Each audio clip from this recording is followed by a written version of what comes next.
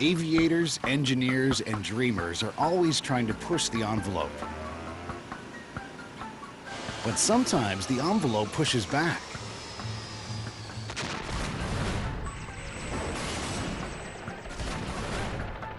In the history of aviation, there were ideas that didn't quite work the way they were supposed to. The Hiller flying platform is a pretty goofy idea for a flying machine.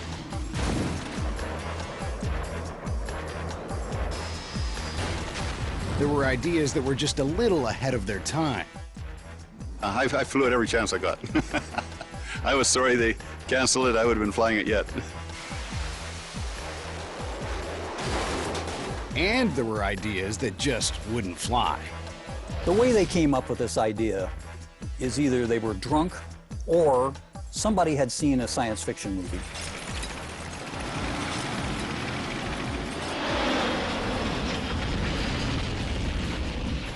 From the underappreciated to the downright bizarre to the plainly disastrous, these aircraft are a different breed of UFO. We've selected our top 10 and we're counting them down. These are all unbelievable flying objects.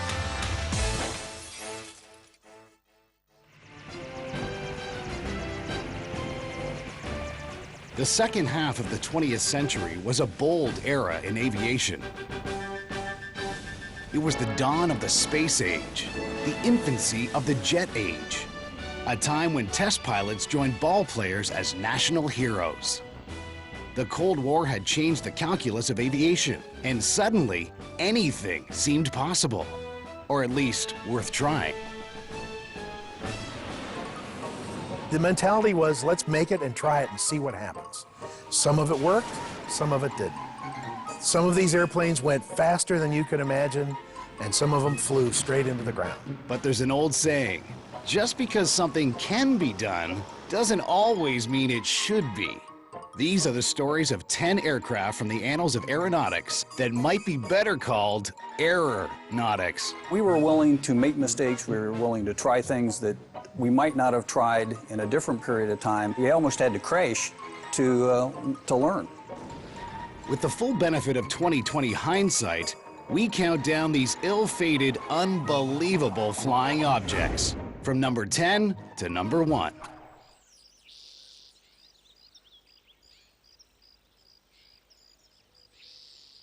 In the 1940s and 50s, everyone dreamed of having their own personal flying machine. And why not? You'd keep it in the garage or the backyard, hop in, start the engine, and off you'd go.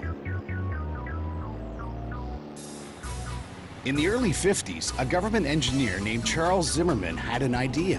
What if the rotors of a helicopter were put on the bottom of an aircraft? Then the pilot could steer the flying platform simply by shifting his weight from side to side.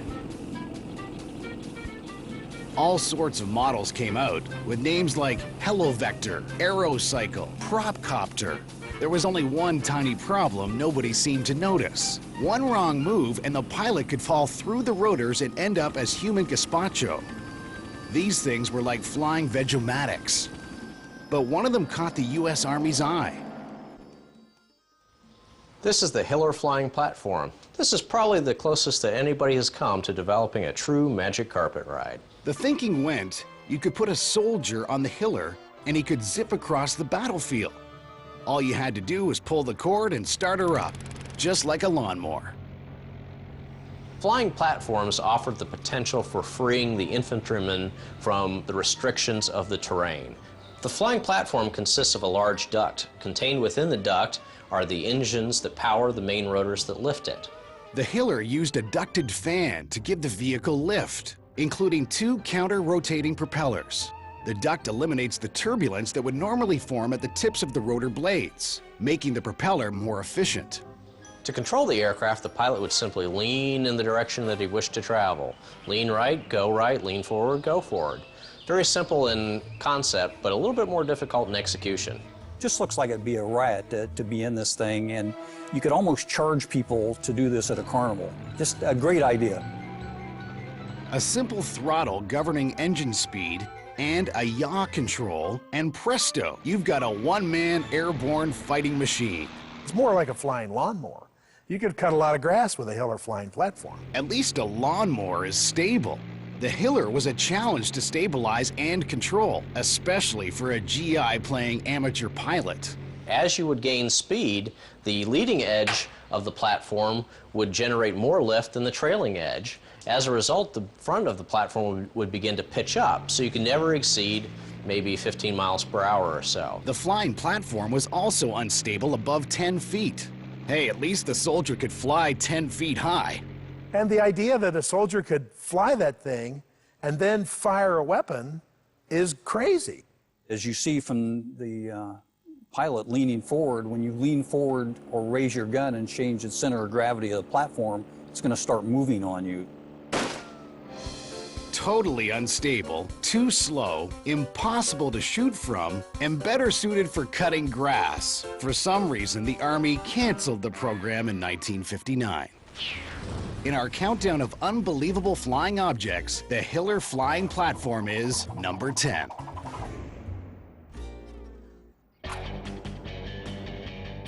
The Cold War spawned some pretty impressive aircraft, but some of them were less Dr. Strangelove than just plain strange. The Pogo and the Salmon, yes, that's what they were called, have to be among the strangest.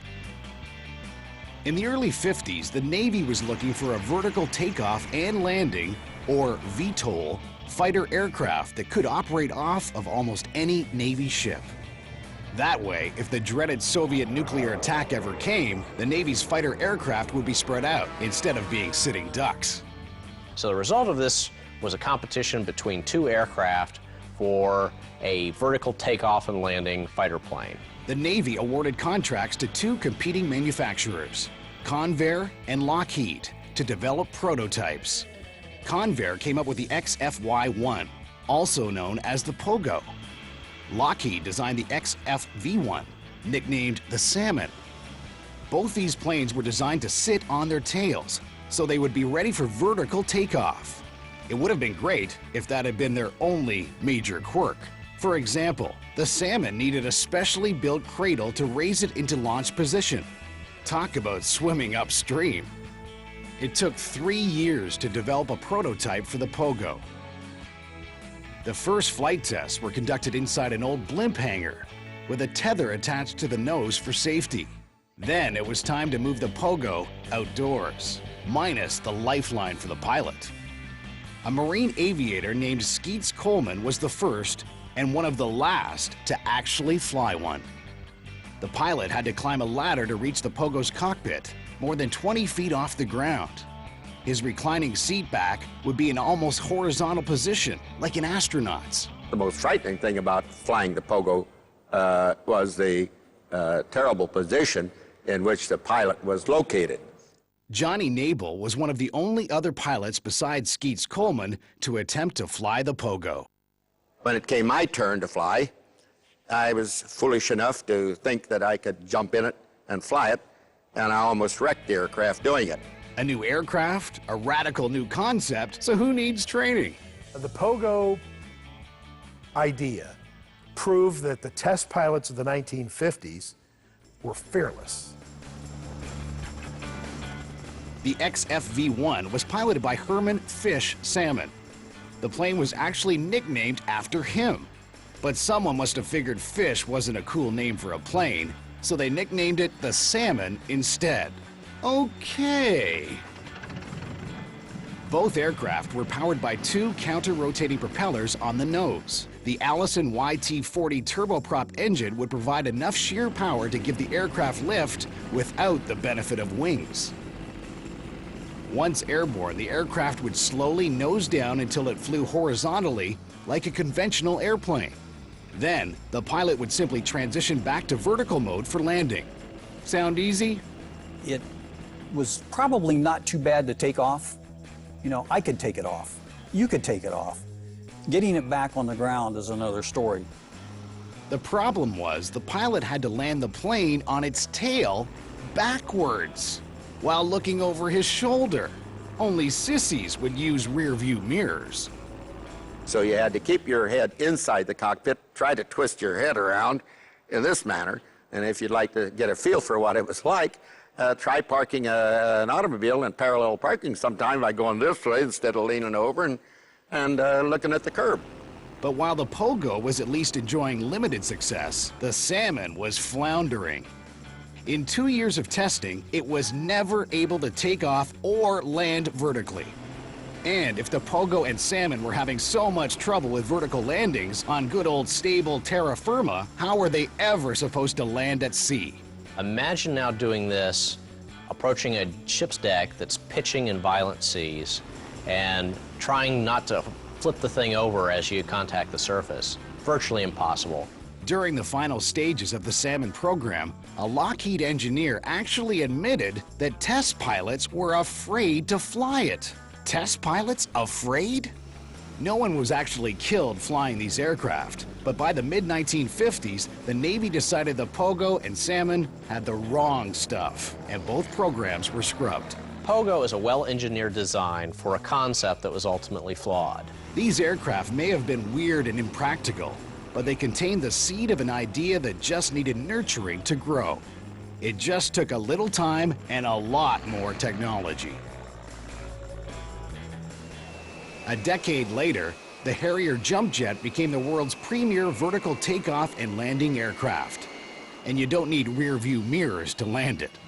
This is the part of the Harrier that everyone likes to see and talk about, the thrust vectoring nozzles. There's 2 on each side. Instead of turboprops, the Harrier uses rotating thrust nozzles to achieve vertical takeoff and landing, and to transition into horizontal flight.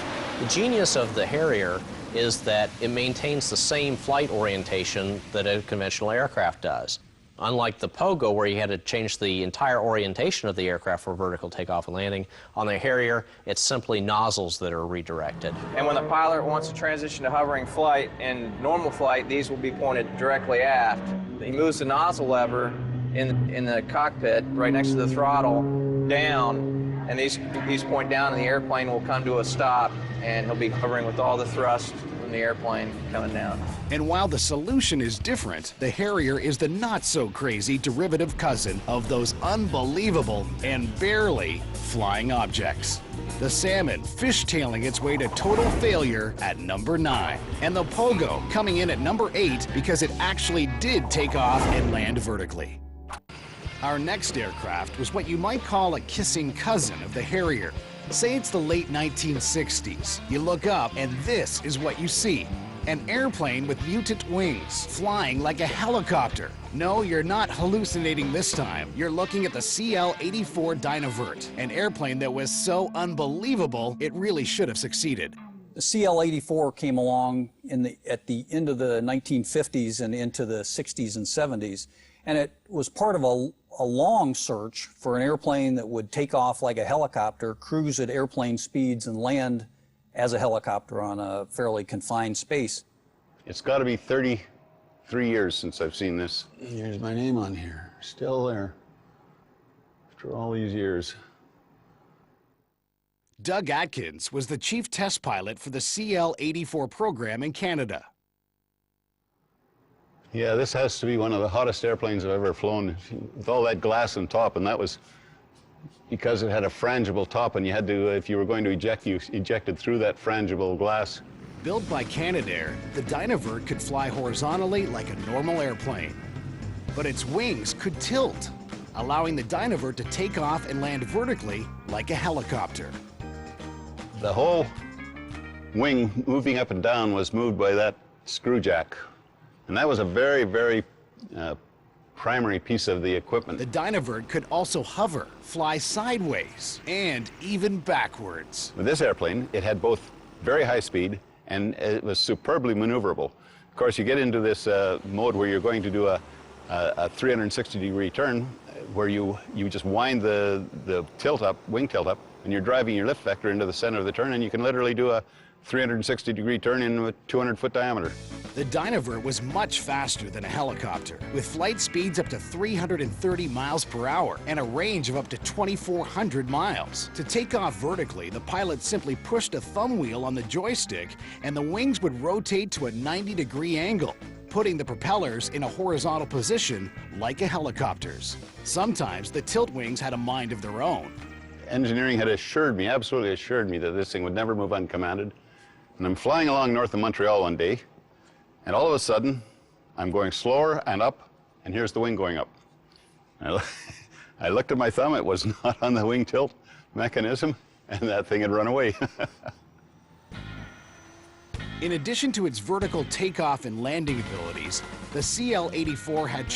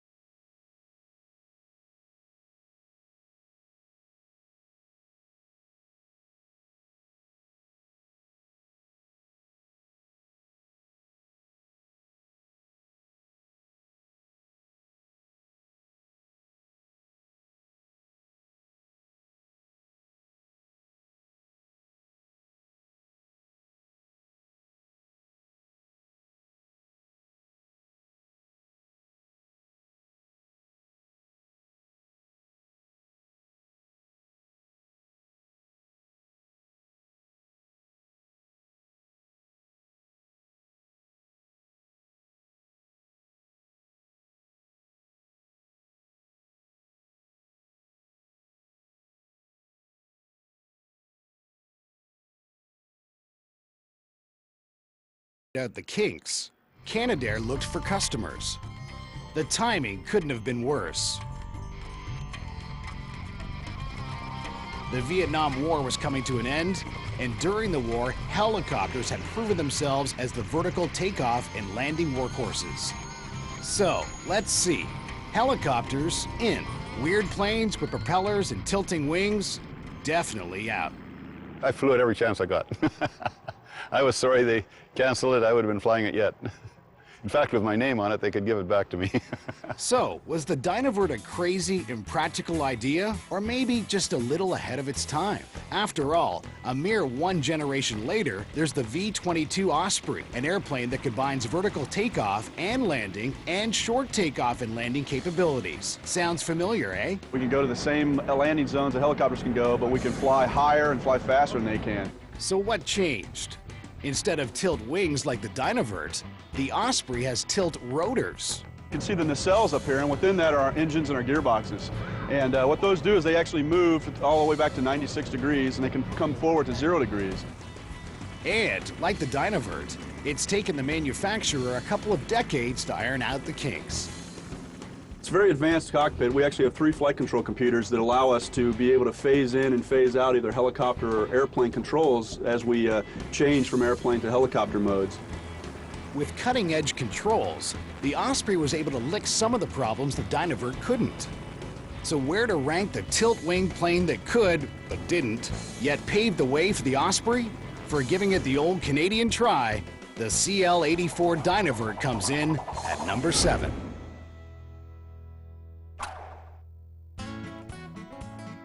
One look at the McDonnell Douglas XF-85 fighter, the Goblin, might have you wondering, what were they smoking when they thought this one up? It was nicknamed the Flying Egg.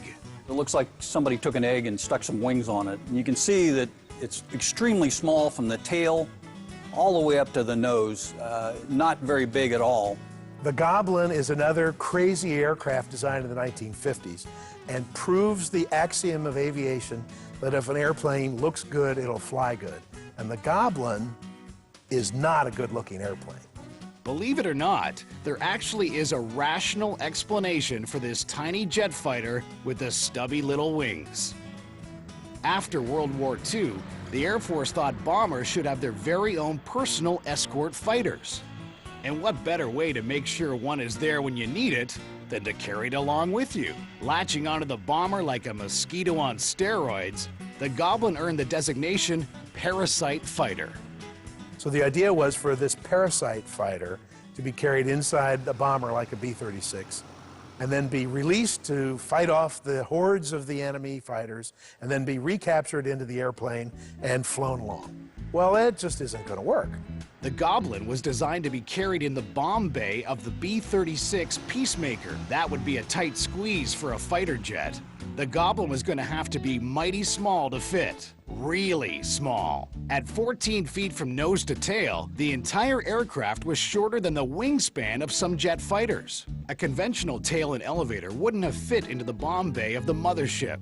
So its designers gave the Goblin 6 smaller tails for stability. And the plane was so compact, the pilot couldn't be any taller than 5'8". So, we have a jet nicknamed the Flying Egg with 6 tails flown by a miniature pilot. But that's not the best part. The Goblin was attached to a retractable trapeze on the B-36, which latched onto a hook mounted just in front of the Goblin's cockpit. Detaching from the trapeze when it was time to launch the Goblin, piece of cake. After it was launched, and while it was in flight, the hook would actually retract into the nose of the airplane. But hooking back onto this flying trapeze while flying was a nightmare. Due to the turbulence of the mothership, the Goblin wasn't able to hook up very easily to the mothership.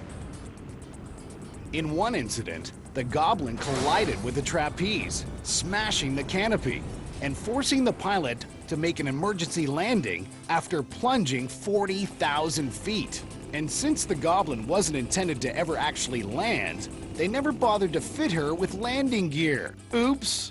Make that a belly landing. The pilot survived, and so did the aircraft. But the Goblin had succeeded in spooking the Air Force. It was the little fighter jet that couldn't.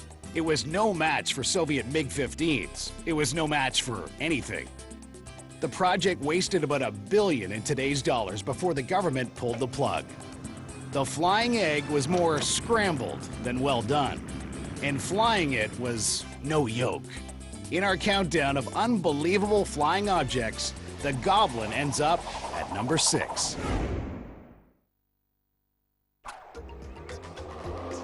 In the 1950s, it seems like everyone was obsessed with UFOs. People turning south from the freeway were startled when they saw 3 flying saucers high over Hollywood Boulevard. At the same time, the armed services were willing to test almost any idea that seemed promising. So it was only a matter of time before someone tried to invent a real-life flying saucer. In the early 50s, the Canadians had begun experimenting with a proof-of-concept aircraft that captured the imagination of the U.S. Armed Services, called the Avrocar. Early studies on behalf of the United States Air Force proved the feasibility of a circular planform vertical takeoff aircraft utilizing a system of peripheral jets for propulsion, stabilization, and control. The Avrocar looks like George Jetson's car that he drove to work. The way they came up with this idea is either they were drunk or somebody had seen a science fiction movie and they thought, you know, if we've got flying saucers in these things and they can go intergalactic, we can build a flying saucer that'll go Mach 1 or Mach 2 for the ground. The U.S. Air Force was interested in the Avrocar as a kind of early stealth aircraft that could hover beneath enemy radar, then zoom into the sky at supersonic speeds. That's right, supersonic. An all-terrain, all-American, built secretly in Canada, reconnaissance vehicle that would be invisible to radar and fly supersonically. And best of all, an homage to a Frisbee. Like a Frisbee, it features a curved upper surface in which air traveling over the top functions just as it does on the wing of a fixed-wing airplane. But how is this flying saucer supposed to actually fly? The Avrocar was powered by 3 gas turbine engines. The exhaust from these engines drove a turbo rotor in the center of the vehicle. The thrust from the turbo rotor passed through a combination of nozzles on the bottom and side of the Avrocar to create lift and control the aircraft's movements. The pilot, when he moves his control stick, moved this ring one way or the other to allow more air either out of the aircraft to the front, to back, to the sides, and this provided its directional control.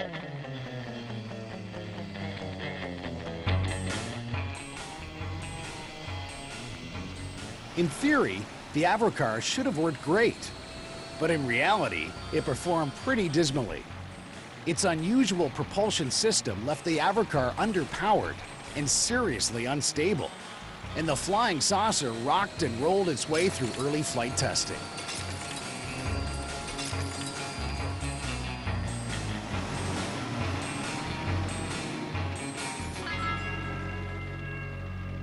Look at this guy trying to hover this thing. He's all over the place. I'm getting sick just looking at it. When you reach a speed of about 30 miles an hour, the Avrocar would begin to oscillate wildly around its vertical axis. There were more tests and more modifications.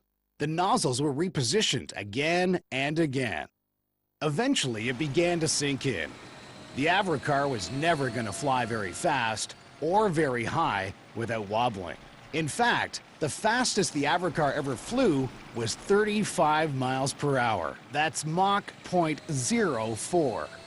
The only way this thing is going to go Mach 2 is if you're hovering at it and you come over a cliff, and in that split second before it hits the ground, it might go Mach 2. Okay, it was a little slow, and the highest it ever got off the ground was about 3 feet, but it looked cool. The Avrocar was not only weird, it was a failure in every sense of the word. At the end of 1961, and $10 million later, the Air Force squashed the Avrocar program for good. Colonel Edwards gave the signal to fire. The search for UFOs and flying saucers would go on, but the official attempt to build one was officially dead. The verdict was, let the aliens build flying saucers. It was time for us to try something else. The Avrocar's ranking in our pantheon of perfectly strange aircraft, it's a solid number 5.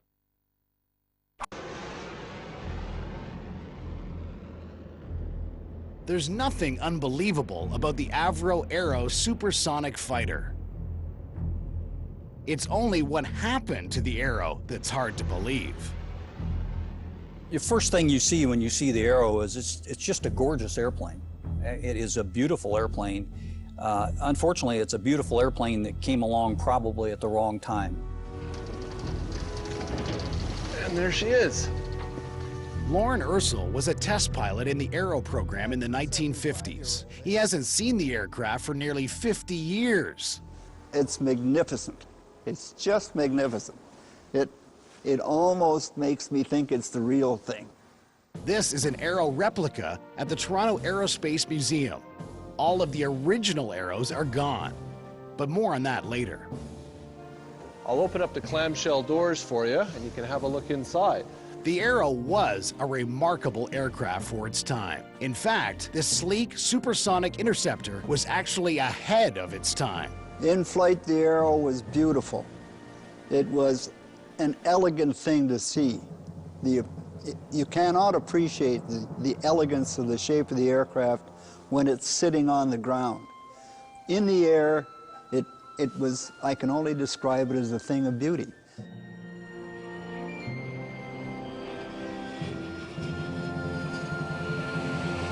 Designed by Avro Aviation in the 1950s as a supersonic interceptor, the Aero was fast, fleet, and furious. Its mission was to defend North America from Soviet nuclear bombers. With its advanced electronic system and guided missiles, this supersonic Sentinel is designed to guard the Arctic approaches to the Western Hemisphere.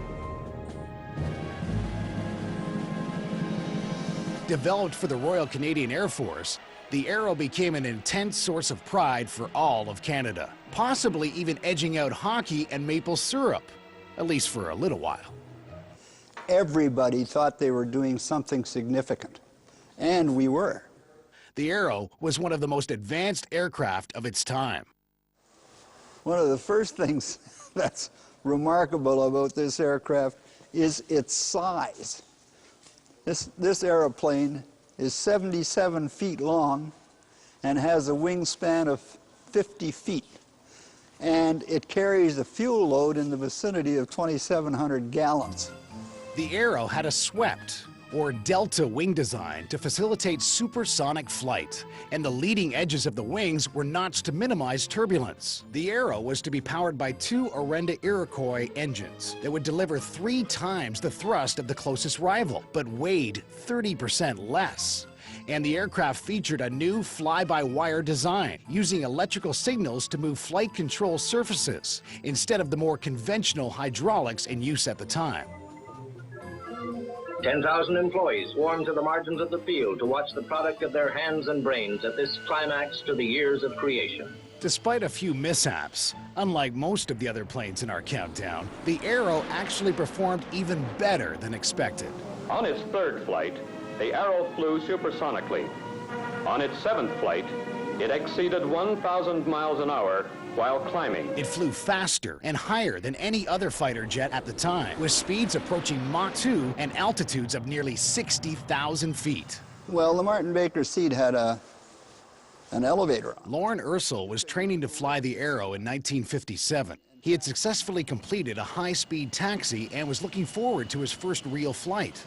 When he reported to work the next day, he got a life-altering surprise. My flight had been canceled, that senior management had decided that they did not want to risk checking out another pilot on the aircraft at this time.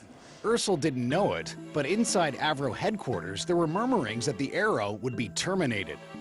Despite its record-breaking potential and shockingly successful debut, a few months later in early 1958, the Canadian government canceled the program. 29,000 workers and subcontractors were laid off in a single day. Well, the impact of this cancellation on the Canadian aerospace industry was extraordinary. It set us back 20 or 30 years. But why kill a revolutionary new aircraft that exceeded expectations? The Canadian press claimed that the Arrow's costs were spiraling out of control and that the project was an embarrassment to the new Prime Minister, so it had to be sacrificed. But the real reason may have more to do with priorities south of the border. When the Arrow program began, the Americans were worried about Soviet nuclear bombers, but now the concern was Soviet intercontinental ballistic missiles, or ICBMs. The new defense strategy would center around missiles that could kill Soviet ICBMs, and not manned interceptor aircraft like the Arrow. But it got caught up in the politics of intercontinental missiles, long-range bombers, and the fact that the technology, many people thought the technology was going to preclude even having a manned fighter at all. And still, the plot thickens. Shortly after the project was canceled, the Canadian government ordered all 6 Arrow research aircraft to be destroyed. No one is certain why. This is the last recognizable piece of the Avro Arrow interceptor. The only true section that remains is the cockpit of Arrow 206. This aircraft was scheduled to fly at the time of cancellation, so it never had that opportunity. The planes were blowtorched. Yes, blowtorched at Avro's Ontario facility, scorching the Canadian psyche for decades to come. From this angle, we can clearly see the burn marks where the torches sliced through the fuselage of the aircraft. To this day, conspiracy theories of sabotage and betrayal swirl around the cancellation and destruction of the Arrow. Some even speculate that one of the 6 Arrow prototypes was spirited away and saved from destruction because it is missing from this photo of the blowtorched aircraft, something that we can neither confirm or deny. So it would have been a tremendous interceptor that would have been the generation's greatest airplane. It's nearly 50 years ago, and certainly takes me back, and I wish I had flown it.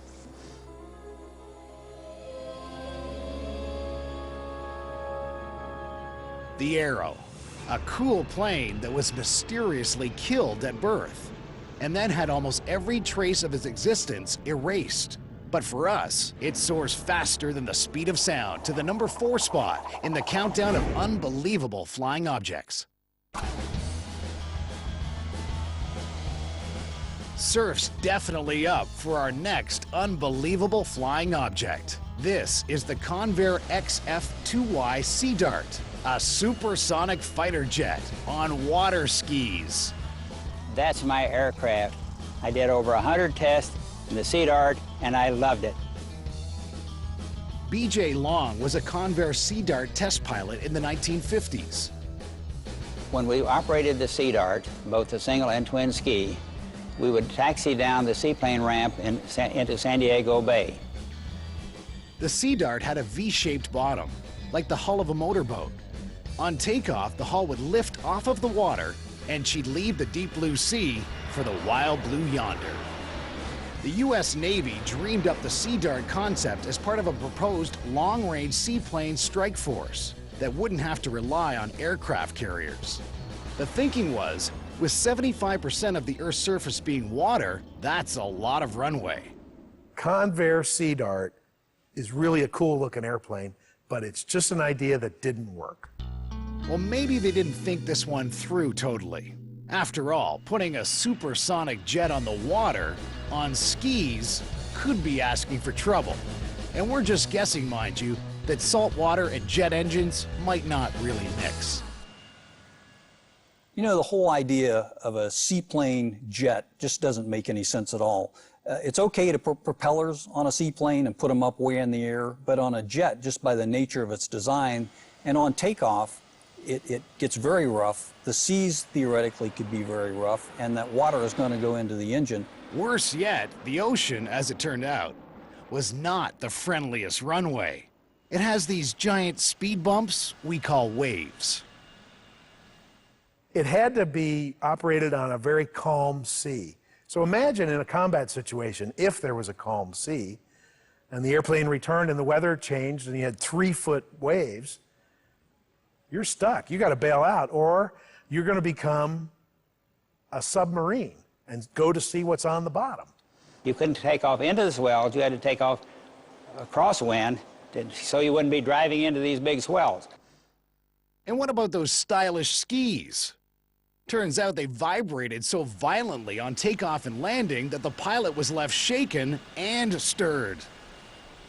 Most people have been on water skis, and you know how rough that is. And I don't know how fast you water ski, but I would guess around 20 knots, something like that. Can you imagine taking off at speeds excess of 100 knots on these skis in a jet airplane and possibly rough seas?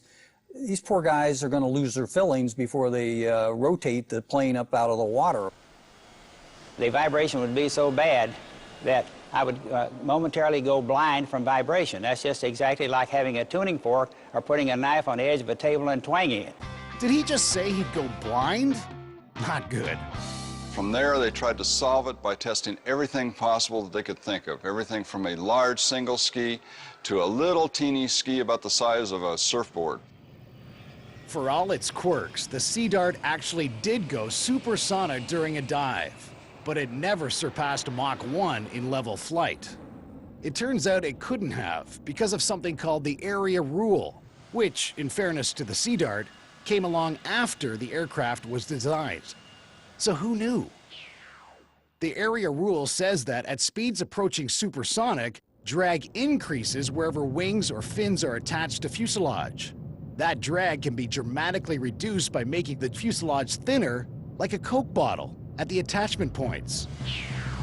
But the Sea Dart program had bigger problems than just the occasional pilot going blind, salt water going into the jet engines, and the limiting area rule. It also had the mother of all laws to overcome, Murphy's Law. In November 1953, test pilot Charles Richborg was demonstrating the Sea Dart for the Navy brass on San Diego Bay when he attempted a high-speed flyby. It was coming in, going west over San Diego Bay. And when he got over the bay, he fired his afterburner, which caused the nose to pitch down. Then he was going to correct.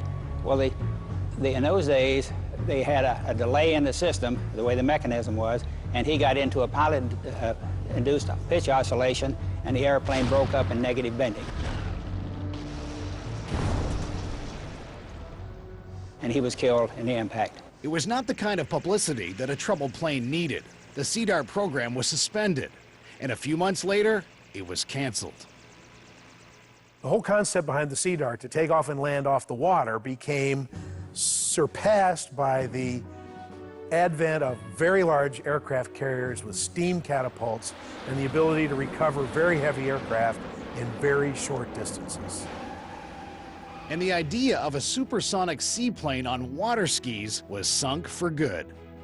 All of which makes the Sea Dart an unbelievable number 3.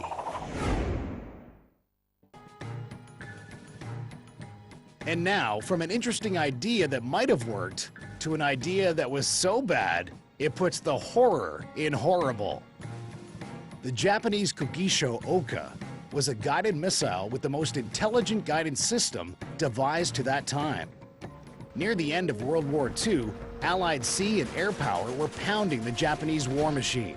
One of the only advantages the Japanese had were its kamikazes, pilots willing to fly suicide missions for the war effort. But before a kamikaze pilot could sink an Allied ship, he had to run a gauntlet of anti-aircraft fire and protective fighter planes. The Japanese wanted a new kind of aircraft, one specifically built for kamikaze missions, something lighter, faster, and most of all, cheaper. This is the Japanese Oka, which has to be one of the craziest ideas for an airplane. This is a training version of a flying bomb that was designed for the pilots to fly into the side of U.S. Navy ships in the Second World War. It was called the Oka, which is Japanese for cherry blossom, but we called it the Baka, which is Japanese for crazy. The Oka was basically a missile with a cockpit. Like most of our other unbelievable flying objects, the Oka was a first. It was the first aircraft specifically designed to kill its pilot. They had a great sense of national honor. There was no shortage of people willing to die for the cause, and they took full advantage of that. With a one-way ticket on a flying bomb, the doomed pilot didn't need much training, but they did practice on a special Oka trainer. Pilots got 2 or 3 landing opportunities in this airplane, and they flew at pretty high speeds and landed at an amazing speed of 130 miles an hour. The landing skid down here can show you that. The Oka would be launched from its mothership, a Japanese Betty bomber. After launch, the kamikaze pilot would aim directly for the Allied target. Its intent is to not only kill American sailors, but the pilot is going to go fly this to his death. It was terrifying to the American sailors to see a human being fly an aircraft into their ship. The Oka could have been devastatingly effective had it worked the way it was really supposed to. Each Betty bomber could carry 1 Oka into combat. The problem for the Japanese was the Oka had very limited range, so it had to be dropped close to the targeted warship. Making matters worse, the Betty motherships were so lightly armored and so flammable, they could have put a bullseye on the fuselage. The main problem with the Oka was not the plane itself, it was the fact of getting it to the target. The bombers were too slow and too easily intercepted. It didn't take the U.S. Navy very long to figure out what to do. Well, why wait for the kamikazes to be dropped? Why not go out and destroy the Betty bomber? And that's exactly what we did. We went out and destroyed the bombers carrying in the Okas, and that put a pretty quick end to the threat. In March of 1945, U.S. Navy warplanes shot down 16 Betty motherships before any of the Okas could even be launched. And no doubt, much to the relief of its human guidance systems, by the time the Japanese had redesigned the Oka to boost its power and range, the war was all but over. So while the world's first human-guided missile might be a footnote in history, it is, without a doubt, our number 2 unbelievable flying object. So, let's see. We've had a flying platform that was more like a flying lawnmower, a flying saucer that never got more than 3 feet off the ground, a pogo, a salmon, a flying egg, or goblin, an airplane with mutant wings that could fly like a helicopter, a supersonic interceptor that disappeared forever, a supersonic fighter on water skis, and the world's first aircraft actually intended to kill its pilot. What could be more unbelievable than that? But our final aircraft was the craziest of them all. It was yet another ludicrous last-ditch effort toward the end of World War II, this time by those ever so inventive Nazis. Allied B-17s and B-24s had been pummeling German targets, and the Germans hadn't found an effective way to stop them. Out of sheer desperation, and maybe delusion, the Nazis developed a rocket-powered interceptor called the Viper, also known as the BA-349 Natter. The Natter's mission was to intercept Allied B-17s and blow them out of the sky. That was the theory, anyway. It would have looked kind of like this, except this one was an unmanned target plane in a guided missile test. It's not the kind of airplane that you would build if you're winning the war. It's kind of the last gasp of a desperate people in the last battles of the war. Desperate indeed. The Natter was one of the few World War II aircraft made of wood. These German aviation workers are actually sanding and planing a warplane. They needed something that could be brought into service quickly, produced cheaply using wood rather than aluminum, which they were running short of. So the concept of a rocket-propelled point defense interceptor had a certain appeal. One of the only remaining Natters in the world is located at the Smithsonian National Air and Space Museum's restoration facility outside of Washington, D.C. The Natter was among the most bizarre advanced German weapon systems of World War II. Powered by its rocket motors, the Natter would blast off vertically from a launch tower on the ground. The towers would be set up around whichever target the Natter squadron would be defending. The rocket motors would propel the airplane up to the altitude of the bombers in under a minute, up to 20 or 25,000 feet. The lucky pilot of this wooden interceptor would use rudimentary controls to guide it toward the Allied bomber. The Natter was armed with 24 70mm rockets, neatly packed in its nose cone. A protective nose cap covered the rocket armament in the nose of the airplane. As the pilot initiated his attack on a bomber, first the nose cap was jettisoned, and then all 24 rockets were fired off scattergun fashion in a salvo. The Natter was literally a one-shot deal. And there was no landing gear because, like the Goblin, the Natter wasn't designed to do anything as simple as just land. No, that would be way too easy. Instead of gliding back to Earth, the pilot would pull a lever, activating explosive bolts, which allowed the entire forward section of the aircraft, the nose, the windscreen, to detach and fall away. After the nose section was jettisoned, the pilot, who had already unbuckled his seat harness, pulled another lever, which allowed a second parachute to deploy from the rear of the airplane. The pilot then was thrown forward away from the aircraft and came down by his own parachute. The rear section of the Natter then floated to Earth, where it could be refueled, refitted, and flown again. Let us review. Pilot flies wooden plane launched like missile up to Allied bomber. Shoots 24 missiles at once out of the nose. And as he flies back toward Earth, he pops away the front of the wooden plane, has a parachute pull away the back of the reusable wooden plane, leaving him now wooden planeless, while simultaneously popping another chute for himself. But the Natter program never really got off the ground. With an imminent Allied invasion, there wasn't much time for testing, let alone deployment. This guy definitely wouldn't be smiling if he actually had to fly this thing. The odds of returning safely from a mission were not going to be sehr gut. No surprise that at least one pilot was killed during testing when he lost control after launch. The Natter is really an illustration of not only the desperation of the Nazi regime, but its attitude towards its fighter pilots by late 1944. The airplane was intended to be a semi-expendable interceptor. In a sense, so too were the pilots. And in the end, the Natter never even came close to downing a single Allied bomber. On the eve of the Allied victory, the Germans blew up 10 of the remaining Natters. We're guessing to spare themselves from the embarrassment. So let's see. Inept, inert, and inhumane. In our countdown of unbelievable flying objects, the nutty Nazi Natter is hands down our #1 unbelievable flying object. So there you have it. From the pitiful to the impractical, from the sublime to the ridiculous. Most of these aircraft were the wrong planes, in the wrong places, at the wrong times. Engineers and designers dared to dream, when in hindsight, they probably should have stayed awake. The Oka, the Natter, the Dynavert, the Sea Dart, and the Pogo. Some were wacky, some were wild, and some were built out of sheer desperation. But while most of these aircraft flopped, many of them bravely blazed a trail for aviation breakthroughs in years to come. I'm not sure we would have gotten there if it hadn't been for some of the funny things we did. And God bless them all for trying. As long as there is aviation, there will be engineers, aviators, and just plain dreamers who can't resist pushing that envelope.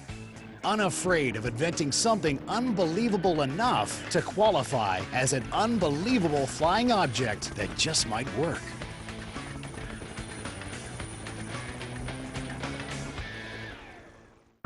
We're looking at space travel and asking, can we make it to Mars tomorrow at 8:15? Next tonight, another UK television premiere for PBS America, which follows the wild and wacky things the USA's come to celebrate.